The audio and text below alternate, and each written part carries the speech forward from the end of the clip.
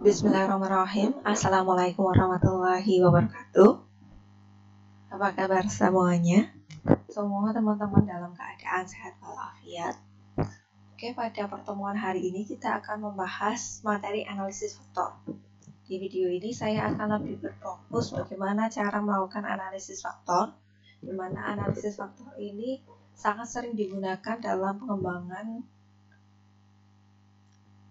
pengukuran trait kepribadian seperti yang ada di cover tersebut, yaitu salah satunya yaitu Big Five Inventory.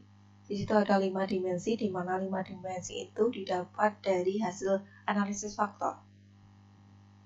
Nah, pokok bahasan hari ini yaitu terkait pengenalan analisis faktor yang teman-teman sebenarnya sudah belajar di mata kuliah sebelumnya.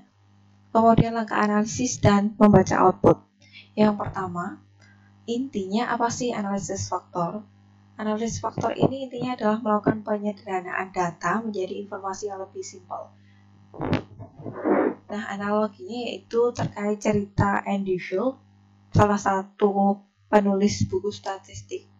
Analisis faktor ini sama seperti ketika Andy Field ini menyusun buku statistika, di mana materi statistika itu ada banyak sekali, terutama macam-macam analisisnya. Nah, di analisis faktor ini yaitu Andy Field melakukan atau merangkum materi-materi statistika untuk dijadikan buku. Nah, langkah merangkum materi statistika ini hampir sama dengan yang dilakukan di analisis faktor. Nah, kalau level Andy Field melakukan penyusunan buku, ya kita semisal beberapa pertemuan ke depan, semisal atau kita akan ada ujian akhir semester. Nah, di ujian akhir semester ini materi yang teman-teman akan pelajari banyak sekali. Nah, agar kita lebih simpel dalam belajar, kita merangkum materi-materi yang ada sehingga kita lebih gampang dalam membaca dan belajar. Nah, di sini intinya ada banyak informasi atau data, kemudian kita reduksi menjadi informasi lebih sederhana, atau dalam analisis faktor kita reduksi menjadi faktor-faktor. Kegunaannya yang pertama, memahami struktur sekumpulan variabel, kemudian mengkonstruk kuesioner, yang ketiga menyederhanakan data dengan tetap menjaga informasi yang ada. Nah, apa sih yang disebut faktor di sini? Jadi ketika teman-teman menguji item, korelasi antar item nanti dapat disusun menjadi R matrix atau matrix correlation, di mana matrix correlation dalam analisis faktor ini yaitu digunakan korelasi Pearson. Nah, pengertian faktor ini, sekelompok item yang memiliki korelasi tinggi antar item yang menunjukkan bahwa item tersebut mengukur dimensi yang sama. Jadi dalam satu faktor ini isinya adalah item-item yang berkorelasi tinggi dan mengukur dimensi yang sama. Penggunaan analisis faktor seperti yang saya bahas di awal tadi, misal di Big Five Inventory ataupun di yang lainnya. Nah, apa yang dilakukan analisis faktor yaitu dia mereduksi matriks korelasi menjadi dimensi dengan melihat item mana saja yang dapat dikelompokkan. Nah, reduksi data ini dilakukan dengan melihat item yang berkorelasi tinggi dengan kelompok, tetapi tidak berkorelasi dengan kelompok di luarnya. Kemudian ada yang namanya faktor loading. Faktor loading adalah korelasi antar faktor dan variabel. Nah, nanti faktor loading bagian mana akan saya jelaskan di output SPSS. Kemudian untuk pengujiannya, secara umum ada yang namanya exploratory faktor analisis, yang tujuannya untuk mengeksplor ada berapa faktor sih di skala yang dikembangkan. Yang kedua yaitu mengetes atau mengkonfirmasi teori. Contohnya semisal Big Five Inventory adalah skala hasil pengembangan dari luar Indonesia, kemudian diadaptasi ke Indonesia. Nah, di Indonesia ini kemudian dilakukan konfirmasi, sama nggak sih jumlah faktornya atau dimensinya dengan yang versi luar. Nah, kemudian untuk tekniknya, nanti yang paling sering dipakai adalah principal component analisis dan principal axis factoring. Nah, di pembahasan ini kita akan fokus dengan PCA, Principal Component Analysis.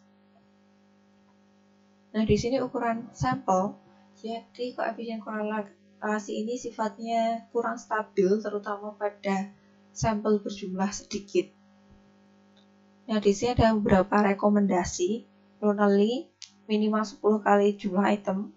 Contohnya di IWPQ 18 berarti minimalnya 18 kali 10, 180. Cash and Tinsley 5-10 kali jumlah item. Tabachnik and Fiddle paling tidak 300. Comrie and Lee 300 itu ukuran yang sudah baik. 100 kurang 1000 excellent. Nah, selain aturan ini, ada alternatif lain yang bisa digunakan, yaitu dengan melihat hasil dari Kaiser-Meyer-Olkin Measure of Sampling Adequacy atau KMO. Di mana KMO ini berkisar dari 0 hingga 1, kriterianya yaitu nilai KMO yang diterima minimal 0,5. Nah, nanti KMO bisa kita estimasi melalui analisis di SPSS. Nah, kalau semisal nilai KMO-nya kurang dari 0,5 bagaimana? Jika nilai KMO kurang dari 0,5, maka ada indikasi bahwa sampel yang kita kumpulkan ini masih kurang. Atau kita perlu berpikir ulang item mana saja yang perlu dimasukkan. Jangan-jangan ada item-item yang masih bermasalah yang kita masukkan di analisis faktor. Jadi yang kita masukkan di analisis faktor ini adalah item-item yang sudah bagus. Misal daya bidanya bagus, misal kayak gitu.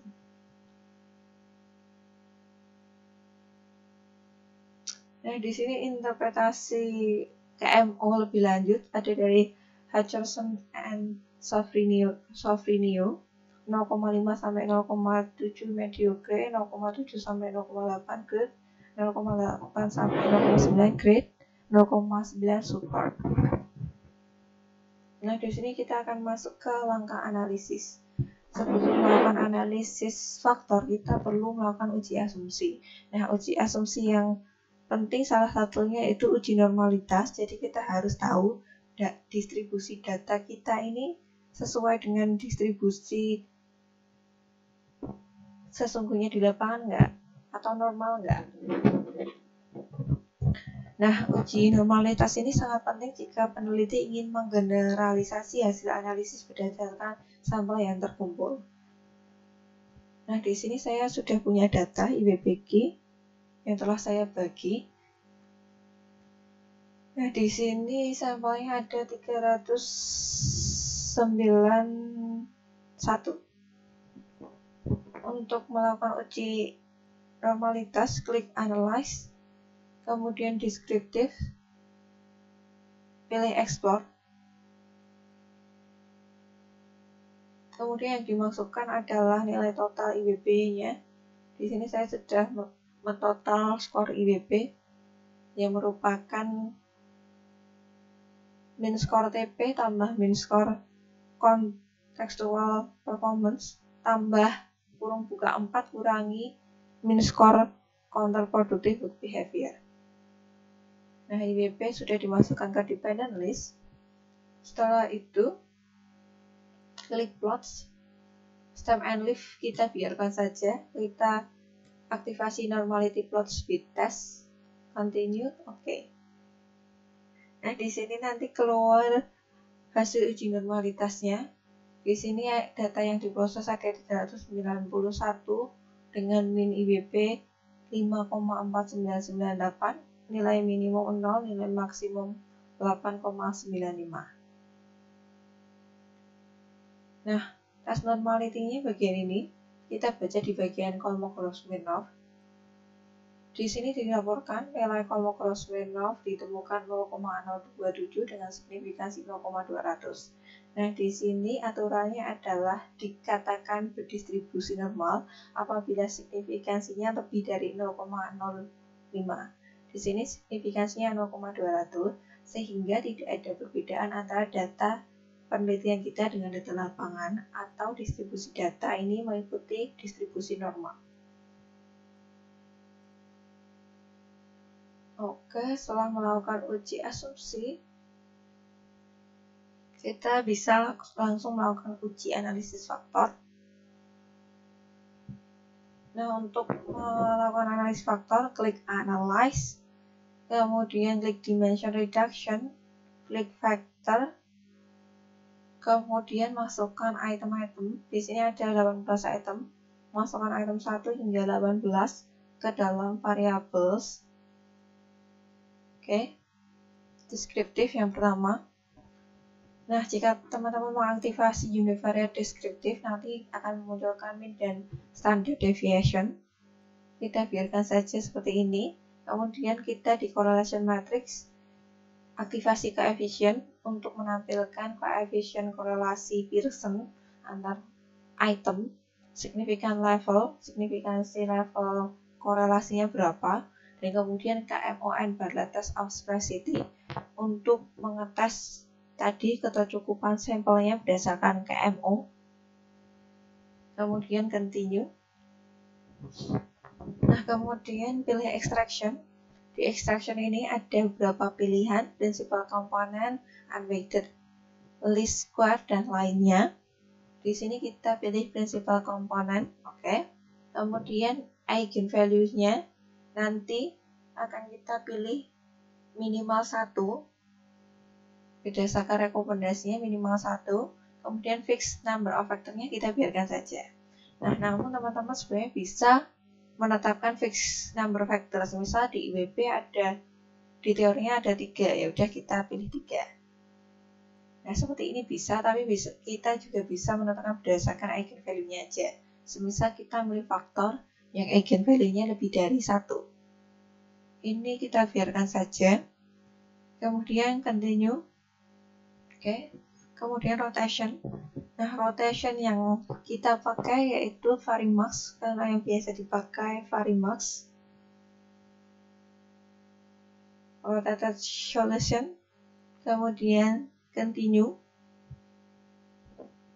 Untuk skor di analisis ini kita biarkan saja. Kita langsung klik options. Untuk di option, nah, sorted by Z ini jika teman-teman ingin menyortir dari faktor loading atau korelasi yang paling tinggi ke rendah. Tapi di sini saya biarkan saja. Kemudian suppress small coefficient adalah untuk membatasi di faktor loading nanti yang ingin ditampilkan minimal berapa.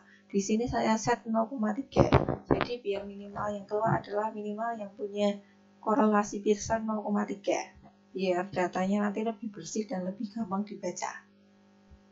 Kemudian klik continue. Oke. Nah, di sini akan muncul hasil analisis faktor. Di sini isinya adalah tabel R matrix, isinya korelasi antar item. Nah, di sini kita lihat item 14, 15, 16, 17, 18. Di sini korelasi dengan item yang lain akan negatif. Kenapa? Karena di item 14, 15, 16, 17, 18 ini masih ke dimensi counterproductive behavior. Isinya adalah perilaku-perilaku yang negatif atau bertentangan dengan tujuan organisasi dan bertentangan dengan dua dimensi yang lainnya. Makanya korelasinya negatif.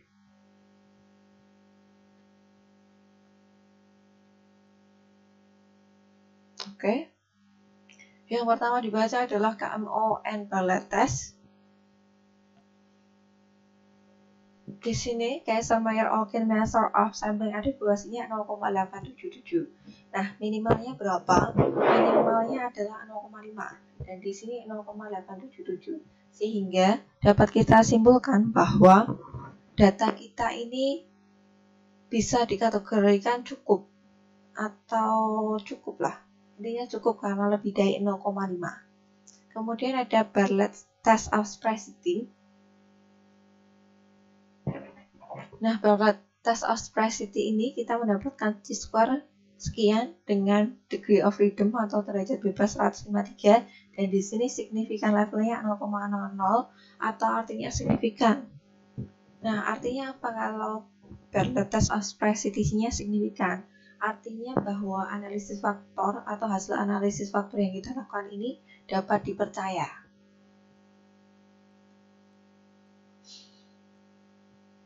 Kemudian kita baca di sini di tabel total variance explain. Jadi di sini menjelaskan berapa sih variansi data yang dapat dijelaskan oleh item-item kita. Di sini yang pertama ada initial agent value. Mungkin agar lebih besar tampilannya, saya buka di PPT. Nah, di PPT sudah saya kopikan juga. Oke, di sini. Ini total variance explain. Yang pertama di sini kita baca di initial eigenvalues. Jadi di initial eigenvalues ini adalah banyaknya faktor atau komponen sebelum dilakukan ekstraksi.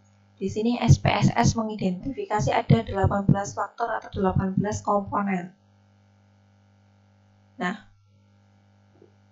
di sini kita ketahui bahwa faktor 1 dapat menjelaskan variasi data sebesar 33,77%. Jadi proporsi varian yang dapat dijelaskan faktor 1 ini sangat besar. Tapi di sini eigenvalues-nya masih sangat beragam dari 6,08, 2,8, 1,4, bahkan yang eigenvalue-nya kurang dari 1 masih ditambahkan di sini. Oke, next. Di sini kolom berikutnya extraction sum of square loading, intinya adalah hasil setelah ekstraksi itu seperti apa. Jadi hasil setelah ekstraksi yaitu dibeli eigenvalue yang lebih dari 1, ternyata hanya ada 3 faktor. Di mana 3 faktor ini, faktor 1 mampu menjelaskan varian sebesar 33,77, 2, 15,9, 3, 8,066. Kemudian hasil rotasinya seperti ini. Jadi setelah dirotasi hasilnya sekian. Nah, apa sih pentingnya rotasi? Jadi rotasi ini akan memaksimalkan analisis faktor.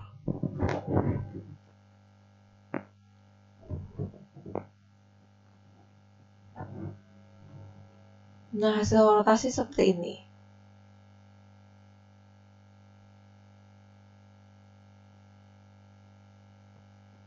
Kita sudah selesai di sini. Kemudian total varian yang dapat dijelaskan 3 faktor ada berapa?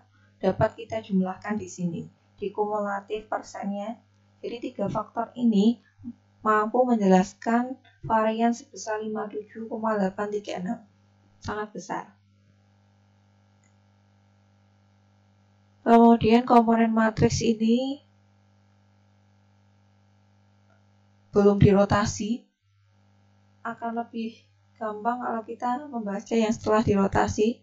Jadi di sini rotasi, hasil rotasinya seperti ini. Dan di sini yang keluar hanya faktor loading. Faktor loading adalah ini ya. Jadi di sini item 4 dengan faktor 1 ini korelasinya sekian. Faktor loading jadi ini. Angka-angka ini faktor loading. Nah, saya jelaskan melalui PPT. Nah, di faktor rotation, di sini faktor loading di bawah 0,3 tidak ditampilkan karena tadi kita telah mengeset di bagian surplus small coefficient bahwa loading minimum 0,3 ya, 0,3. Sehingga output di sini hanya menampilkan faktor loading di atas 0,3. Di sini loadingnya seperti ini. IBP 1 sampai 6 ada di komponen 2. Kemudian IBP 4, 6 sampai 13 di komponen 1. IBP 14 sampai 18 di komponen 3. Nah, di sini ada cross loading ya. IBP item 4 cross loading di item 1 dan 2, tapi karena faktor loadingnya lebih tinggi di 2, maka bisa kita interpretasi dia masuk ke item 2. Kemudian item 4 di sini juga ada cross loading di item di faktor 1 dan 2, tapi karena lebih besar di item 6 bisa kita baca dia menempati faktor 1. Nah, faktor 1 item sekian, faktor 2 faktor 3. Nah, di sini kalau sesuai blueprintnya seperti ini. Jadi kira-kira faktor 1 item 6 sampai 13 ini mencerminkan dimensi contextual performance. Item 2 sampai 5 faktor 2 mencerminkan dimensi task performance. Item 14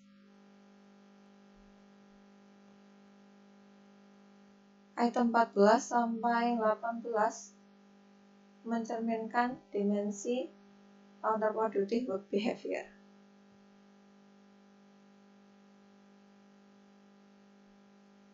Jadi di sini item tiap dimensi mampu mengelompok sesuai dimensinya. Atau kalau misal gimana kalau nggak mengelompok, ya berarti teman-teman harus menyesuaikan dengan blueprint teman-teman. Loh, ini harusnya semisal ada item counterproductive contextual performance ada di counterproductive work behavior. Nah, ini kan berarti itemnya salah menempati faktor. Harusnya mengukur contextual performance tapi malah mengukur counterproductive work behavior. Maka item ini bisa diindikasikan item yang jelek. Atau misal kalau teman-teman melakukan exploratory di mana teman-teman melakukan konstruksi skala dari awal untuk menentukan item-item ini masuk dimensi apa sih. Contohnya semisal mengelompoknya seperti ini dan kita belum tahu dimensi 1, 2, 3 ini namanya apa. Maka teman-teman perlu membaca tiap item. Misal item 1, 2, 3, 4, 5 ini kita baca semua. Kemudian kita cari kira-kira item 1, 2, 3, 4, 5 ini membahas tentang tema apa sih, topik utamanya apa sih. Hingga kemudian bisa kita beri namakan faktornya apa. Kemudian bagaimana cara melaporkan hasil? Nah, dalam melaporkan hasil minimal yang pertama ada kriteria extracting faktor yang kita lakukan itu apa, kemudian metode rotasi yang digunakan apa, kemudian tabel rotated factor loading dari semua item. Nah, di contoh ini above kriteria levelnya 0,3. Kemudian persentase varian yang mampu dijelaskan oleh setiap faktor berapa. Untuk contoh laporan lebih lanjut, saya buka konvel Microsoft Word. Di sini hasilnya seperti ini. Yang pertama dilaporkan teknik yang digunakan. Jadi di sini Principal Component Analysis atau PCA dilakukan pada 18 item dengan orthogonal rotation. Tadi kita pakai rotation Varimax. Kemudian Kaiser-Meyer-Olkin digunakan untuk memverifikasi ketercukupan sampel untuk analisis, di mana KMO ditemukan sebesar 0,877, yaitu kategorinya grade, bagus, sangat bagus, sehingga sampel dalam analisis ini cukup sebab memenuhi batas kriteria minimumnya tadi 0,5 menurut Kaiser di buku Field. Nah, adapun Bartlett Test of Sparsity dengan degree of freedom 0,153 dengan signifikansi kurang dari 0,001. Bartlett of Test Sparsity itu yang mana sih? Bartlett Test of Sparsity yang bagian atas tadi. Ini Bartlett Test of Sparsity mengindikasikan korelasi antar item cukup tinggi untuk PCA. Analis awal digunakan untuk mengetahui eigenvalue setiap komponen dalam data. Kemudian 3 komponen memiliki eigenvalue lebih dari 1 dan besar kombinasi yang dijelaskan yaitu sebesar 57,835. Nah, ini didapat dari ini ya, 57,836. 57,836%. Nah, kemudian tabel berikut menunjukkan faktor loading setelah dilakukan rotasi. Item-item pada faktor 1 mewakili dimensi kontekstual performance, faktor 2 mewakili task performance, dan faktor 3 mewakili dimensi counterproductive behavior. Di sini contoh tabelnya. Di sini sudah saya susun ulang, di mana item yang bold ini yang kita pakai item 1 loading faktornya ini. Jadi berdasarkan hasil tadi, rotated component matrix ini saya susun ulang item 1, 2 sampai 18 dword. Sebenarnya secara keseluruhan item-item ini sudah mengelompok dengan cukup baik meskipun ada cross loading di sini. Item 4 memiliki faktor loading yang cukup besar di contextual performance. Tapi kalau misal kita surprise sampai 0,4 di sini tidak keluar 0,302. Eigenvalues-nya ini saya tuliskan yang after rotation, kemudian persen varian setiap dimensi. Nah, untuk laporan silahkan nanti mencantumkan tabel hasil analisis. Tabel hasil analisis nanti paling enggak teman-teman mencantumkan ini ya, KMON Berlet test.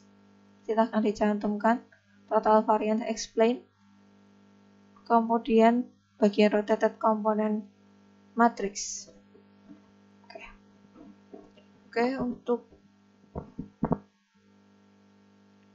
untuk penjelasan bagaimana cara menganalisis faktor, saya rasa cukup sekian.